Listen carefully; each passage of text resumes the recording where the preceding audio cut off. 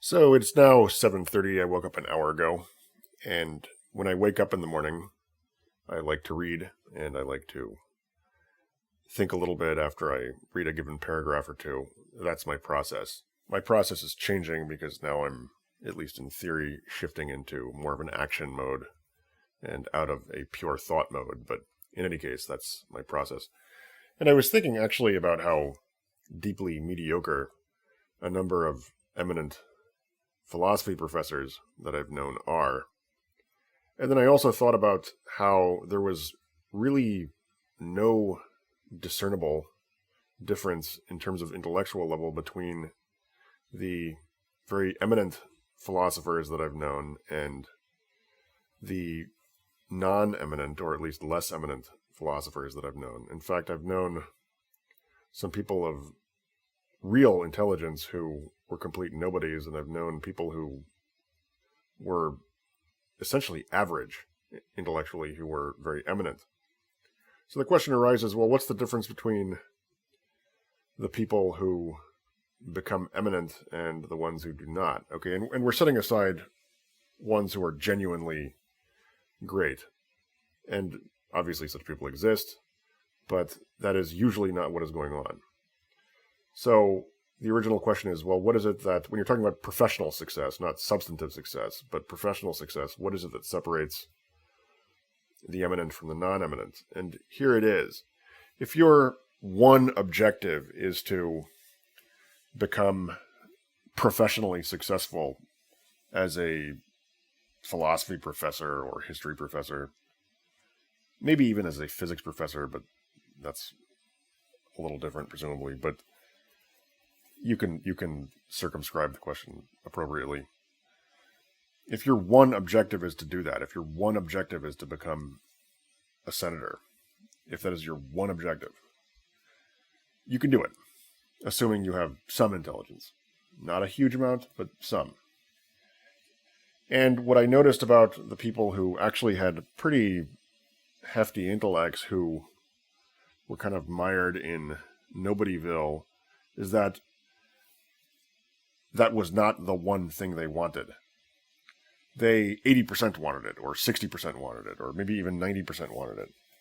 But there was something else they wanted.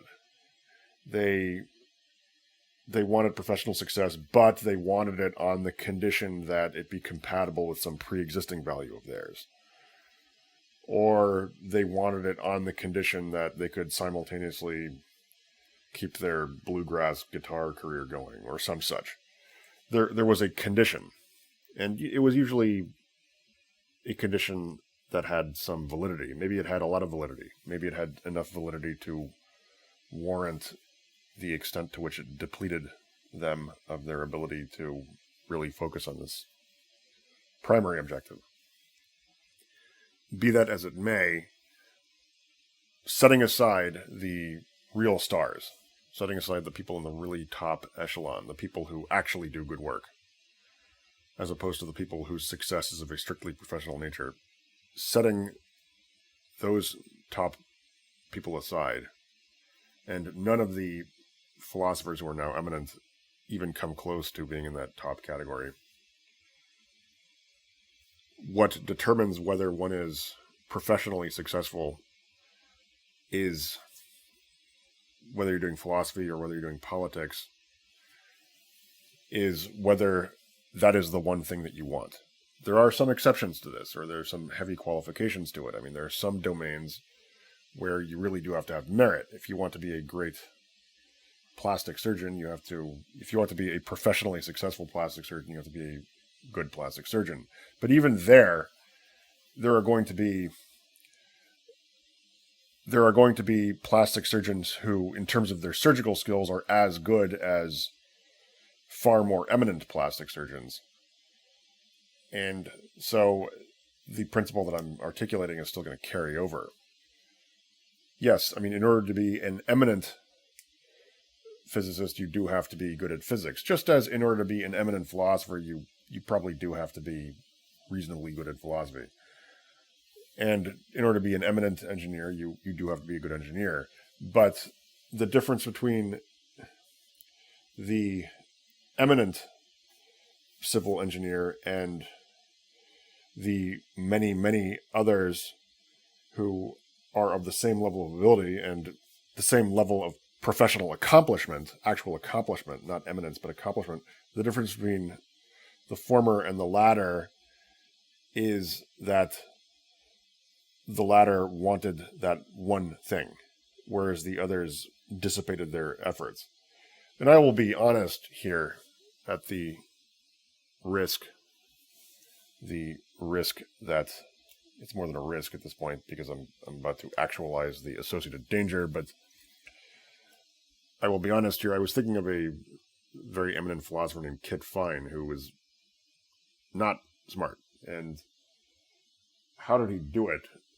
Well, actually, how did he become so eminent? He has this eminent title, and he's supposed to be this great logician, but if you actually know anything about mathematical logic, and you're not spellbound by his very liberal use of mathematical formalisms, you see that what he's doing is very remedial. But how did this kind of obtuse intellectual cripple become this incredibly distinguished philosopher? Well, it was precisely because he's kind of a cripple. He doesn't really have a lot of moves, and so he was able to focus on just this one thing, on simply becoming eminent in this one domain. It is the one thing that he wanted. He did not really have a lot of energy or creativity or intellect to spare, so every ounce of merit that he had, he was able to put into this thimble-sized goblet of philosophy-directed ambition, and there you have it. I invite you to read his works. I invite you to engage in colloquy with him however you can. And obviously, there's a certain bitterness in what I'm saying, and it should therefore be taken with a grain of salt. But there's also some truth in what I'm saying, surely.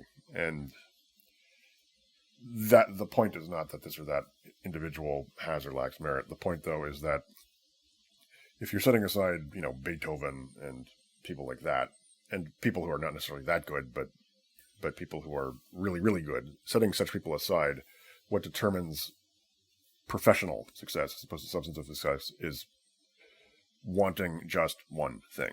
That really is what it's about.